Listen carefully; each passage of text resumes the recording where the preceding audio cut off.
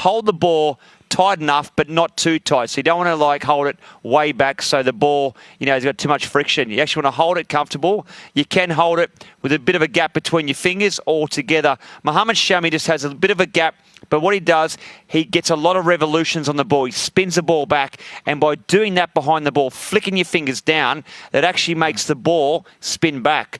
So that's the best way to keep that seam bolt upright. Yeah.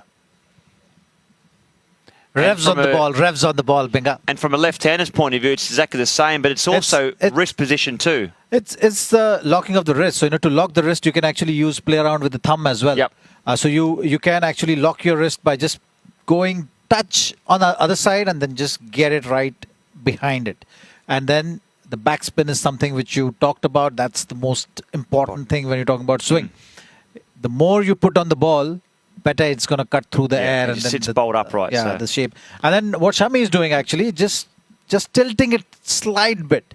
So what Shami is looking to do is basically just using these fingers. So the index finger, when he's bowling to left-hander, it's just pushing that wrist little bit towards that side. And that is basically causing that little bit of added degrees of swing, what you're talking about. It's very subtle variations. Just 3 to 6 degrees, whatever. Yep.